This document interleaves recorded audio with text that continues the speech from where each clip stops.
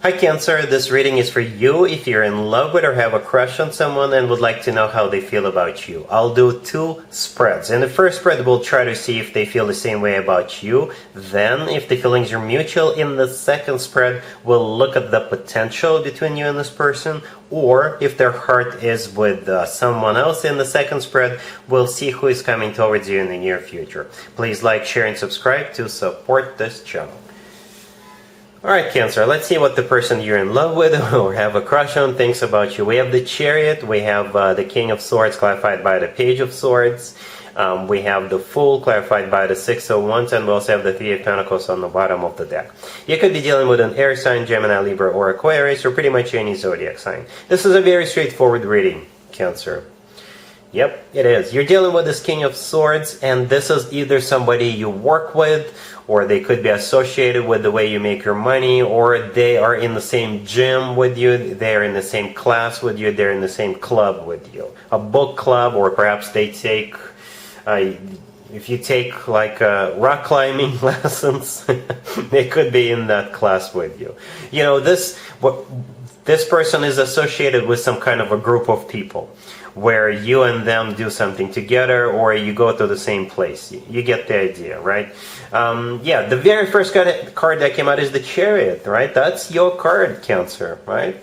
It's your major arcana card, and it's always a good sign to have your own card in your own reading. That means you're the one in charge, you're the one calling the shots, or everything pretty much revolves around you, right? And then we also got the King of Swords right next to you.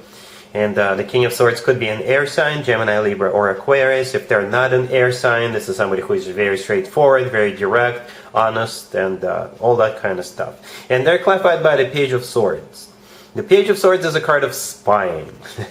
So if this is somebody you work with, they constantly kind of look at you with the corner of their eye, or they check you out. Or if you go to the same gym or take the same class, they also observe you. Right? Or they could be looking at you on your social media, right? It could be all of the above, right? The Three of Pentacles on the bottom of the deck is a card of collaboration. It's a card of a group place environment. So therefore, it could be your workplace, your gym, your rock climbing class, your pottery class, your book club. You know, just you and a bunch of people. And the Fool right next to the Three of Pentacles, which is clarified by the Six of Wands, is them getting ready to let you know how they feel about you. The Fool is a card of taking a leap of faith. So perhaps this person at some point will say to themselves, you know what, it's either now or never. I'll never find out how Cancer feels about me if I don't start talking. Right? So the Fool, this is them kind of taking a leap of faith, hoping for the best. And I think the best will happen. The Six of Wands, clarifying the Fool, is a card of success, right? So I think they'll be successful. The Six of Wands is also a card of attention. So like I said earlier, you definitely have this person's full and undivided attention. This is also a card of victory, right? So they're hoping to win you over. Like I said, this is a very straightforward reading. Cancer. So let's take a look at the spread number 2, the potential between you and this person. Alright Cancer, so here's the potential between you and the person we saw in the previous spread. We have Death, we have the Sun, we have the Ace of Cups clarified by the Ten of Cups and the Lovers, and we also have the Queen of Cups on the bottom of the deck. You could be dealing with a Scorpio or a Leo or a Gemini or any zodiac sign. I think you're still dealing with that King of Swords. If that King of Swords is a Gemini, that makes total sense, but they could be any zodiac sign. Let me talk about the Death cards and the Lovers. For some of you, not all of you, for very few of you, as a matter of fact. Very few. Not a few, but few. Anyway, for very few of you, there's going to be some kind of a choice that will have to be made. I don't know what that choice is, but it's going to be a choice as a result of which there's going to be some kind of a transformation happening. Death, the first card that came out, is not a bad card. This is a card of transformation, right? And perhaps something's got to go, or something's got to give, or somebody's got to change their perspective, somebody's going to change their, the way we look at life, the way we look at the people we deal with. Perhaps this person is from a different background, or you're from a different background. I'm not saying that's you who will necessarily have to change something.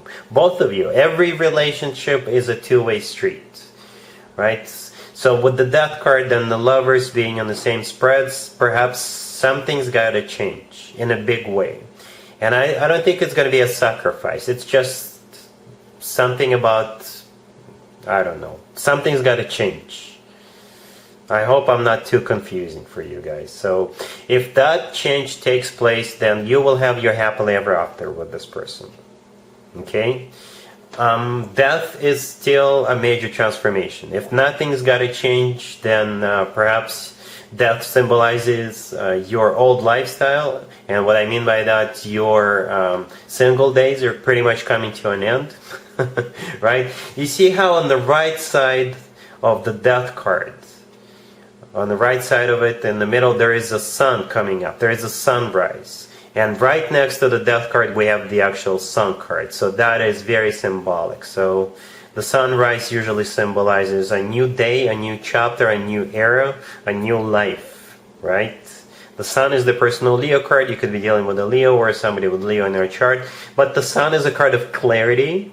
And the Sun, besides that, is the happiest card in the deck. The Sun always talks about happiness, joy, success, feeling on top of the world, right? Right next to the Sun, we have the Ace of Cups. The Ace of Cups is the ultimate love offer. The Ace of Cups always talks about genuine, authentic love, and is clarified by the Ten of Cups and the Lovers. The Ten of Cups is the happily ever after card. It's a family card. It's one of the best cards when it comes to emotionally fulfilling relationships or marriages.